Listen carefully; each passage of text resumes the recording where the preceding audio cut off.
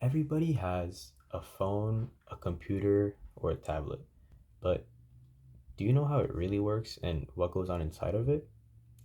Merriam Webster defines the computer as being a programmable and usually electronics device that can store, retrieve, and process data. But what does that really mean? Hi, I'm Emil, and today I'm going to be talking to you guys a little bit more about myself, my program, some future plans I have in the future. So let's begin with some background info. I was born in 2004, and that makes me 18 years old now, and it is my second year of CEGEP here at Campus Félix Leclerc, which I'm sure, as you all know, is a school of superior education here in Quebec. Some of my hobbies include skateboarding in the summer and especially snowboarding in the winter. I think it's one of my passions. I love all sports, and I also like cooking traditional Thai dishes, um, which were passed down from my father.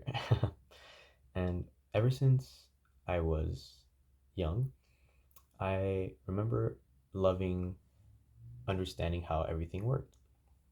For example, in high school, my favorite class was science, because you would understand like what temperature water boils or how molecules work, and that was really fascinating to me. And when I was a kid, I remember taking off every bolt off my skateboard and understanding how it rolls, right? Because you really take it for granted. And as a child, it is really confusing to understand how these things work. But I remember specifically one day, I opened up a radio, and because it was broken and I didn't understand anything I was looking at. It was a bunch of wires and metal plates and antennas, and I was so confused. And that really pushed me to choose the program I'm in now, which is computer science and engineering, right? It has multiple names, but I'm going to be calling it that for the sake of the presentation. Um, so basically, what it is at its simplest form is dissecting electronic items and understanding how different electronic components work together to create a functioning system, right? That sounds a little complicated, but for example, I have something here that we made in class.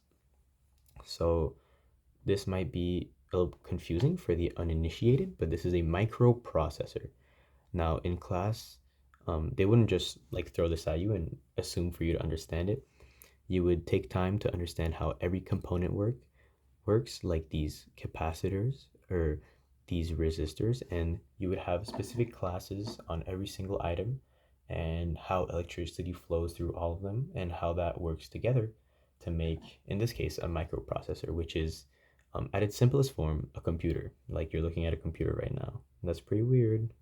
um, yeah, we have a slogan in our program. It's a bit cheesy, but it's quite literally, we make computers. That's pretty much what we do.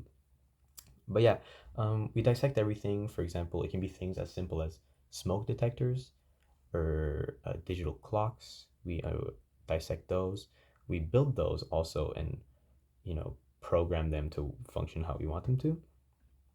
And it can go be as complicated as rocket ships, right? I might not make it that far, but it can get that intricate.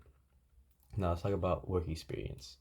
I currently work at a bar in the kitchen for minimum wage. Yeah, but that has nothing to do with my field or anything I want to do in the future. But especially for being in the tech industry, it is very hard to find jobs as a student, which is in the field, just because companies will look for more experienced workers. But I would like to work in the future for technology companies such as Intel, which are a computer processor company that are at the forefront right now of making the best processors, the fastest processors. And I think that would be interesting.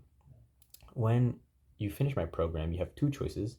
You can either go into the workforce and be something like a school technician or those shops that fix computers when you have technical problems.